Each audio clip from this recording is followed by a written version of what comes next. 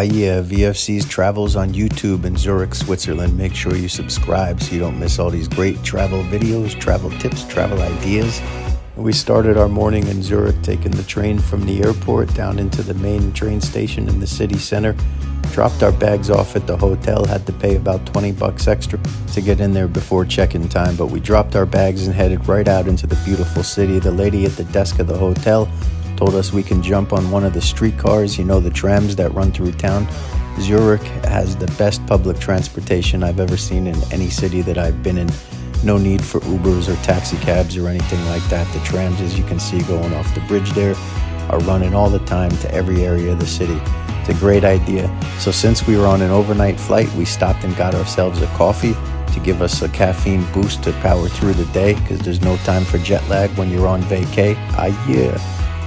The coffee, the first thing you'll notice is they don't ask you for all the flavors and the syrups and the stuff like that and the sugar that they do in the States. You just get yourself a normal coffee and it's not overloaded with a bunch of milk. As you can see, the buildings, the architecture, and the structures here in Zurich, absolutely beautiful.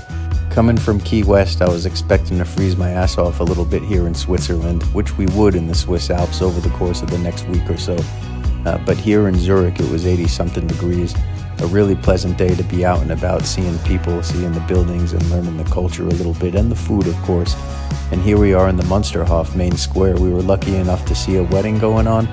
And what I loved about this square is it's for the people, it's for the locals. You had the dogs walking, kids and dogs playing in this little fountain here. It just reminded me of the things I love about European cities, when everybody gathers in the center square for conversation.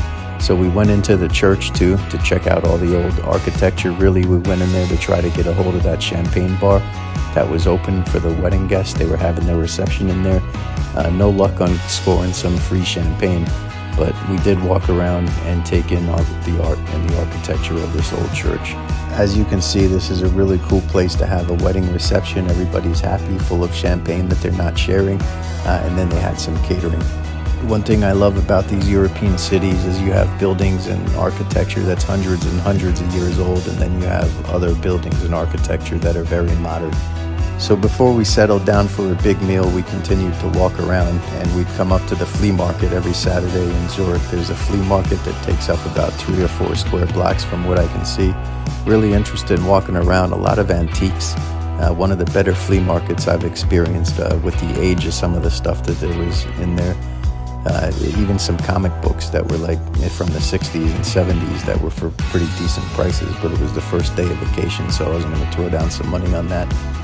But walking around, you can see the different cultures, varying things they were selling. Really cool flea market. If you're in Zurich on a Saturday, highly recommend you go check that out. And if your suitcase is lost or you just want to change of clothes, there's some really good clothes in there that you can pick up. Most of it's used though, some new, but a lot of good options. We went on a boat ride. That's in a different video. We got a tour of Lake Zurich I'll tell you one thing about Zurich is all these European cities I talked to in Portugal and Spain and Crete where I go, very affordable. But I'll tell you what, you're not getting your €1 glasses of wine here in Zurich. Zurich's one of the most expensive European cities that I've been to. But here we are in the square. We decided to sit down for dinner, where it's very lively. There's more people out there. And of course, we had to partake in some wine. Wanted to try some of the Swiss food, which is very similar to the German food. Got ourselves all these Swiss meats and cheeses, and the tomatoes were so fresh. Everything was absolutely delicious, and the Wiener Schnitzel, of course, I had to have a Wiener Schnitzel. I've had them in Germany before, but I loved it. Absolutely delicious to have the Swiss twist on it. And then you just sit in the square and do a whole bunch of people watching. So after a long day of eating and drinking and 30-something hours without sleep so far, we decided to get on one of the street trams, and we took the thing to the end of the line and back. It was a great way to tour the city, get a vibe of the people. The car's empty here, but it filled up really quickly, especially down at all the party spots.